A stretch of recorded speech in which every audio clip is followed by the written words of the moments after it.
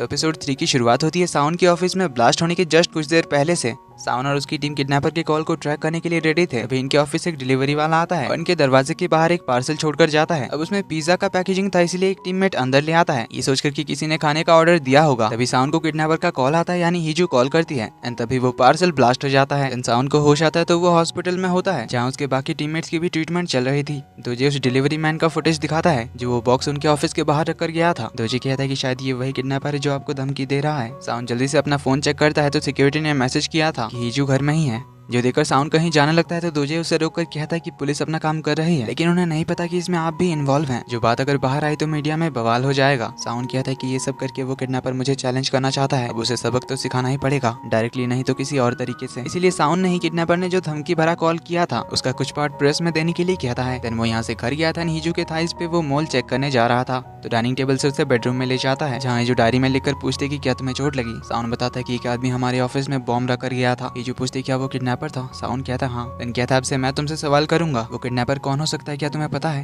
हीजू नाम में सर हिलाती है तो साउन उसके करीब आते हुए कहता है कि पर ऐसा क्यों लगता है कि वो किडनैपर तुम्हें अच्छी तरह से जानता है, इवन तुम्हारे प्राइवेट चीजों के बारे में भी जानता है। ये बोलकर फिर से उसके थाइस की और ड्रेस हटाने लगता है। इधर हीजू तो घबराने लग जाती है कि कहीं इसने उस थाइस के फोटो के बारे में पूछा तो। पर इससे पहले हीजू उसे धक्का मार देती है और लिखकर पूछती कि ये तुम क्या कर रहे थे, वो किडनैपर मेरे बारे में क्या जानता और तुम क्या चेक कर रहे थे। उसने पहले मुझे किडनैप किया, फिर तुम्हें हर्ट किया और तुम ये क्या कर रहे थे। साउन कहता है तो तुम्हें सच में पता नहीं मैं क्या कर रहा था। अभी दोजे का कॉल आ रहा था तो साउन उसे सॉरी कहता है जो किया उसके लिए। देन उसकी ड्रेस ठीक करके बाहर चला आता है, अपने रूम में जाता है, जहाँ दोजे उसे बताता है कि पुलिस का कहना है कि ये किसी सीरियल आर्सेनिस्ट का काम है जो पिछले 6 महीने में शहर के कई जगहों पर आग लगा चुका है। पर साउन को यकीन था कि ये किडनैपर ही था जिसने उस आर्सेनिस्ट के आड़ में ये किया है, इसीलिए पुलिस जो कर रही है करने दो, हम अपनी इन्वेस्टिगेशन करेंगे, क्योंकि जब ये ब्लास्ट हुआ तब मैं किडनैपर के साथ फोन पे था, यानी उसका कोई साथी जरूर है। इधर हीजू बाहर से उसकी बातें सुनने की कोशिश कर रही थी। उसकी बात खत्म हुई तो वो जल्दी से हॉल में आकर टूटे ग्लास के टुकड़े उठा रही थी तो साउन आकर उसका फोन लाने के लिए कहता है। हीजू अपने रूम जाकर पहले तो उस किडनैपर के फोन से अपने सारे फोटोज को डिलीट करती है, देन स्विच ऑफ करके टेबल के नीचे छुपा देती है, फिर अपना फोन लाकर साउन को दे देती है। साउन कहता है शायद तुम्हारा फोन भी हैक्ड हो सकता है, इसे मैं चेक करवा के वापस कर दूंगा, तब तक तुम सेफ्टी के लिए घर पे ही रहना। देन साउन और हीजू के पेरेंट्स आए हुए थे शूटिंग पे।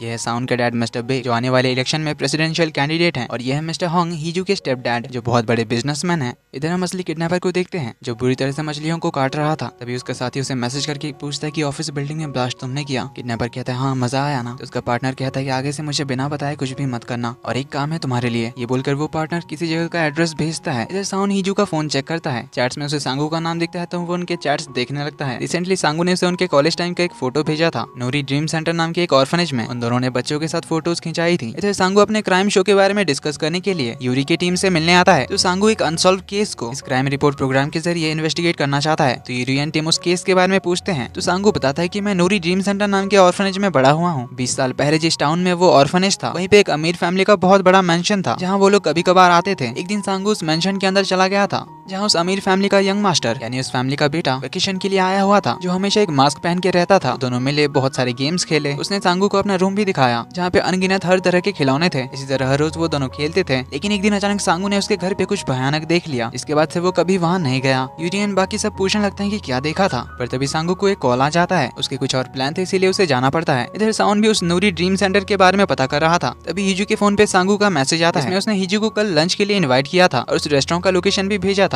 तो साउन उस रेस्टोरेंट के बारे में देख ही रहा था। तभी यूरी का उसे मैसेज आता है कि होप आपका दिन अच्छा गया होगा एंड एंजॉय योर लंच। क्योंकि यूरी साउन की बहुत बड़ी फैन थी, उसे देखकर ही वो न्यूज एंकर बनी थी, इसीलिए वो साउन को ऐसे मैसेजेस भेजती रहती थी। तो अगले दिन हीजू और सांगू उस रेस्टोरेंट पे लंच करने आए थे जहाँ थोड़ी देर में यूरी आती है। अब क्योंकि वो इन दोनों को ही जानती थी इसीलिए इनसे बात करने आती है, पर वो अभी आने वाले अपने गेस्ट के बारे में बात करते हुए बहुत ही ज्यादा एक्साइटेड हो जाती है। इसलिए इन्हें कहती है कि जब मेरे गेस्ट आएंगे तो उन्हें प्लीज घूरना मत। थोड़ी देर में यहाँ साउन एंट्री मारता है तो यूरी उठकर उसे हाई कहती है, जो देखकर हीजू और सांगू पीछे देखते हैं। साउन को देखकर हीजू तो अपना चेहरा छुपाने लग जाती है, पर साउन को तो पता ही था कि वो यहाँ आने वाली थी, इसलिए उसने जानबूझकर यूरी को लंच पे इनवाइट किया था। तो वो यूरी से पहले हीजू के पास आकर रुकता है, उनसे कहता है इंटरप्रेटर होंग हीजू। कट होता है, इधर हमें साउन के ऑफिस को दिखाया जाता है जहाँ पुलिस कुछ पूछताछ करने आई थी। तभी बिल्डिंग के नीचे से आवाज आने लगती है। ये लोग देखते हैं तो किसी ने डस्टबिन में आग लगा दिया था। सभी नीचे आते हैं। तभी दोजे एक मास्क पहने बंदे को छुपते हुए देखता है तो उसे पकड़ने के लिए उसके पीछे भागता है। तो काफी दौड़ाने के बाद वो उसे पकड़ ही लेता है। इधर रेस्टोरेंट में चारों वो साथ में ही लंच करने बैठ जाते हैं। सांगू हीजू के लिए खाने को स्मॉल पीसेस में करके देता है, जो उसे देखकर साउन तो जेलस हो रहा था। यूरी साउन को बताते हैं कि हीजू और सांगू कॉलेज के फ्रेंड्स हैं। मैं और सांगू एक प्रोग्राम के लिए साथ में काम कर रहे हैं। मैं और हीजू भी साथ में काम कर चुके हैं, इसलिए हम तीनों एक दूसरे को पहचानते हैं। पर आप मिस हीजू को कैसे जानते हो? साउन बताता है कि ब्रिटिश एम्बेसडर के एक इवेंट में इन्होंने हमारी मदद की थी, तब से मैं इन्हें जानता हूँ। अब असल में साउन यहाँ स्पेशली सांगू के बारे में जानने के लिए आया था, इसीलिए वो सांगू के बारे में ही लगातार सवाल करे जा रहा था, जो देखकर सांगू उससे पूछता है कि क्या आपको मुझ में इंटरेस्ट है? साउन हाँ कहता है, जो सुनिए तीनों चौंक जाते हैं। तो हीजू वॉशरूम के बहाने से उठ जाती है। तभी साउन को दोजे का कॉल आता है, इसलिए उठकर साइड में बात करने जाता है, जहाँ दोजे उसे बताता है कि वो सीरियल आर्सनिस्ट पकड़ा गया है, जो 6 महीने से आग लगा रहा था, लेकिन इसने हमारी बिल्डिंग पे ब्लास्ट नहीं किया है, यानी पक्का है कि ये उसी किडनैपर का काम है। तभी हीजू उसके पीछे से आती है और फोन पे टाइप करके पूछती है कि तुम यहाँ क्या कर रहे थे? मेरा फोन तुमने हैक हुआ है या नहीं चेक करने के लिए लिया था, या फिर मुझ पे नजर रखने के लिए? साउन पूछता है क्या तुम मुझसे कुछ छुपा रही हो? हीजू लिखती है क्या तुम्हें मुझ पे और सांगू पे डाउट है? जो भी रीजन हो, सांगू बुरा इंसान नहीं है। वो लिखी रही थी कि साउन उसका फोन छीन लेता है और पूछता है कि तुमने कहा था कि वो तुम्हारा कॉलेज फ्रेंड है, क्या तुम उसे अच्छी तरह से जानती हो,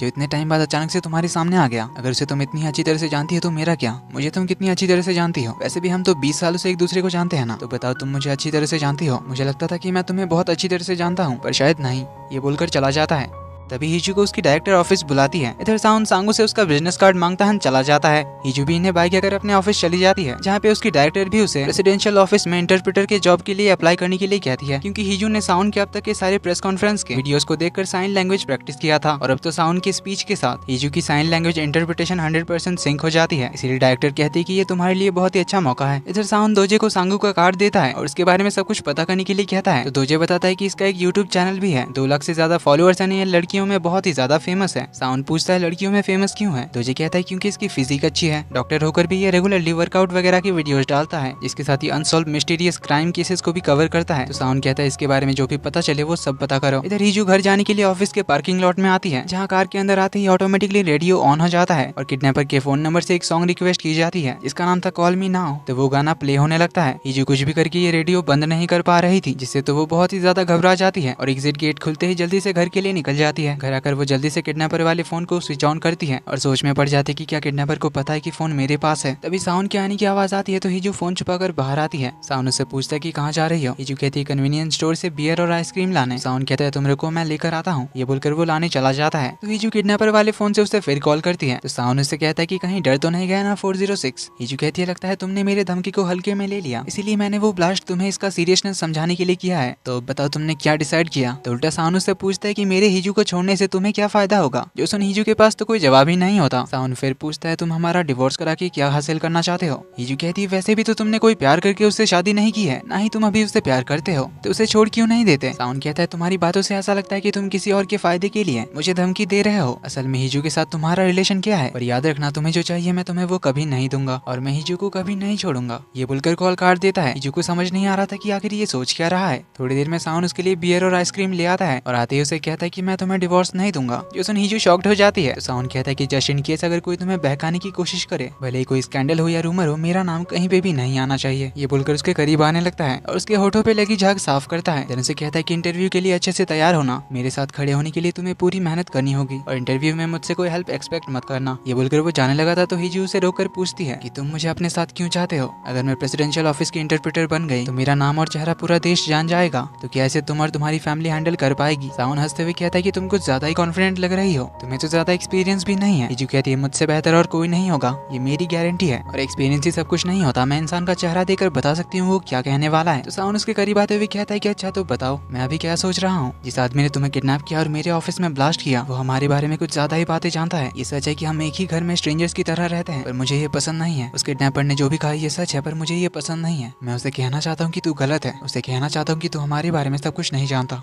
ये बोलकर वो हीजू के रूम में चला जाता है। हीजू उसके पीछे पीछे आती है तो देखती है साउन तो उसके बेड पे लेट गया है और हीजू को सोने आने के लिए बुलाता है। हीजू उसे घूरने लगती है तो साउन कहता है कि मैं तुम्हें नहीं काटूंगा। फिर भी वो खड़ी रहती है तो साउन लाइट्स ऑफ कर देता है और कहता है फिर जो भी मन करे कर लो। पर हीजू लाइट्स ऑन करती है। साउन कहता है कहीं तुम्हें डर तो नहीं लग रहा कि मैं कुछ कर दूंगा तो फिर सपना देखती रहो, अगर कुछ करना होता तो पहले कर लेता, या फिर कहीं तुम मुझे देखकर कंट्रोल नहीं कर पाओगी, ये सोचकर तुम्हें डर लग रहा है, अगर ऐसा है तो मत ही आओ। पर ये सुन हीजू उसका पिलो छीन लेती है और उसके साइड में लेट जाती है। वो दूसरी ओर फेस करने जा रही थी तो साउन अपनी तरफ फेस करने कहता है और बताता है कि उसे मेरे ऑफिस के बारे में पता है तो घर का भी पता होगा, इसीलिए हमारा घर भी पूरी तरह से सेफ नहीं है। इसलिए आज रात सारी चिंता छोड़कर आराम से सो जाओ और अपने किडनैपिंग के दिन के बारे में भूल जाओ। जो भी सुना वो सब कुछ भूल जाओ। हीजू अपने मन में कहती कि तुमने उस दिन जो कहा था क्या वो सब कुछ भूल जाऊं। सावन अपनी आंखें बंद करता है तो हीजू उसे कुछ देर देखती रहती है। देन वो भी सो जाती है। तभी सावन अपनी आंखें खुलता है, उठ के चला जाता है। तभी हमें हीजू के एक बुरे सपने के जरिए उसके ना बोलने का रीजन पता चलता है। तो 20 साल पहले हीजू की मॉम चेयरमैन होंग के साथ रहती थी, जिनके 2 बच्चे थे, एक बेटा और एक बेटी। एक दिन तीनों बच्चे घूमने गए थे, तभी उनके कार का एक्सीडेंट हो गया था, जिसमें चेयरमैन होंग का बेटा मारा गया था और उनकी बेटी डेफ हो गई थी। यानी उस एक्सीडेंट के बाद से ईना को सुनाई नहीं देता है, लेकिन हीजू को कुछ भी नहीं हुआ था। हीजू को जब हॉस्पिटल में होश आया तब उसकी माँ उसे पागलों की तरह डांटने लगी, तुम ठीक कैसे हो सकती है, तुम्हें कैसे कुछ भी नहीं हुआ। हीजू रोने लग गई थी तो उसकी माँ जोर से उसका मुंह बंद करने लग गई थी। उसे दर्द हो रहा था फिर भी उसकी माँ हाथ नहीं हटा रही थी। तभी उन्हें कुछ सोचता है, कहती कि चुपचाप रहना, अब से तुम कुछ नहीं बोलोगी। तुम इस एक्सीडेंट से इतने शौक में हो कि तुम बोल नहीं सकती। अब से ये तुम्हें याद रखना है, क्योंकि जब तक चेयरमैन होंग तुम्हें देखकर तरस नहीं खाएंगे तब तक हम यहाँ नहीं रह सकते। इसलिए अब से तुम कभी बात नहीं करोगी। तो इसी बुरे सपने के साथ हीजू की नींद खुलती है। इधर नर्सिंग होम से हीजू के डैड को वो किडनैपर उठा लेता है और उन्हें नर्सिंग होम से काफी दूर ले आता है। उनके फोन से हीजू को वीडियो कॉल करता है तो यहाँ किडनैपर का फेस रिवील होता है, लेकिन वो हीजू को अपना चेहरा नहीं दिखाता। वो हकलाकर बात करता है, उसकी आंखों का कलर अलग अलग है। अब उसकी आवाज से हीजू पहचान जाती है कि वो किडनैपर है। उसे अपने डैड की फिक्र होने लगती है। किडनैपर कहता है कि मेरा फोन तुम्हारे पास है ना, और तुम ही उस फोन को यूज करके साउन को धमका रही हो, लेकिन तुम्हें उससे चाहिए क्या, जवाब दो वरना मैं वो फोन लेने आ रहा हूँ। हीजू डरते हुए कहती है कि मुझे उससे डिवोर्स चाहिए। जो सुन किडनैपर तो हंसते हुए कहता है कि ये तो बहुत अच्छी बात है, मुझे तुम पसंद आई क्योंकि मेरा और तुम्हारा गोल एक जैसा ही है, इसीलिए तुम उसे कॉल करती रहो और वो फोन तुम रख सकती हो, उसे धमकी देती रहो, पर अगर पीछे हटी तो अच्छा नहीं होगा। ये बोलकर कैमरे के सामने वो कुछ उखाड़े हुए दांत दिखाता है और कॉल काट देता है। इधर साउन जो प्रेसिडेंट के साथ एक जगह आया हुआ था, उसे एक मैसेज आता है। इधर हीजू जल्दी से नर्सिंग होम पहुंचती है जहाँ उसके डैड अभी बेहोश थे। तो एक नर्स बताती है कि इन्हें टहलाने के लिए ले जाया गया था, जो थोड़ी देर के लिए दूसरे पेशेंट को देखने गई थी कि तभी हीजू के डैड गायब हो गए थे और ये नर्सिंग होम से काफी दूर जाकर मिले। पुलिस भी आ चुकी थी, जिन्हें इनके पास वो दांत मिले थे जो हीजू के डैड के नहीं थे।